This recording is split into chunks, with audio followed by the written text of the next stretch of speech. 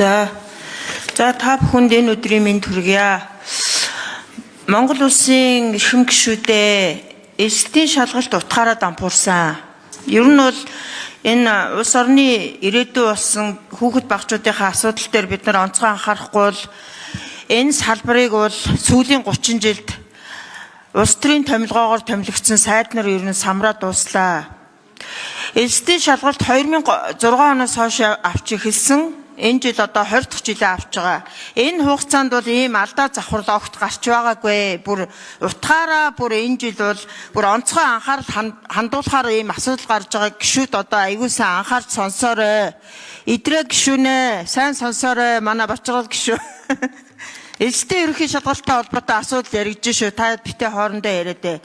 Дархан уул аймгийн англи хэлний эсдийн шалгалт дээр за бүртгэлийн дугаарыг би хэлэхгүй орхио. Хүүхдийн асуудал учраас дугаартай шалгуулагч анхны оноо 71 байсан.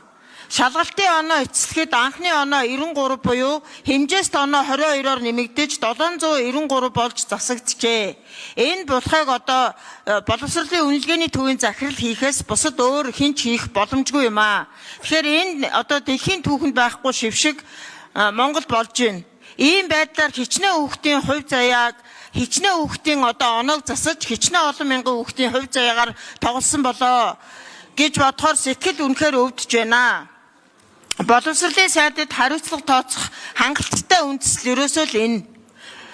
Надад бол өргөд гомдол нь ирчихсэн байгаа бүх баримт, нотлохоонууд нь бол энд байна. Тэгээд 71 гээд анхны оноо гарцсан хүүхдийн оноо 50 дахьтаа 93 оноо болоод 22 оноо засагдсан байна. Энэ одоо хичнээн хүүхдийн боломжийг хулгайлж байгаа ийм хулгай вэ.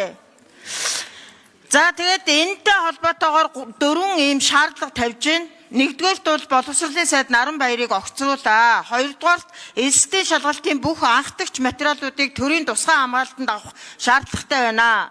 Гуравдугаар засгийн газраас энэ жилийн эсдийн шалгалттай холбоотой тусгай шалгалтыг оруулах ийм саналыг хүргүүлж байна. За дөрөвдүгээрт энэ завхарсан одоо олон мянган хүүхдийн хувь заяагаар тоглосон асуудлуудад яаралтай цэг тавьж 8 сар дахин шалгалт авахыг олон мянган эцэг эхчүүд, хүүхдүүд, багш нар шаардж байгааг бас хэлмээр байна. Тэгээд энэ дээр одоо ерөнхий сайд байхгүй байна. Би ерөнхий сайдаас асуулт маань байсан юм.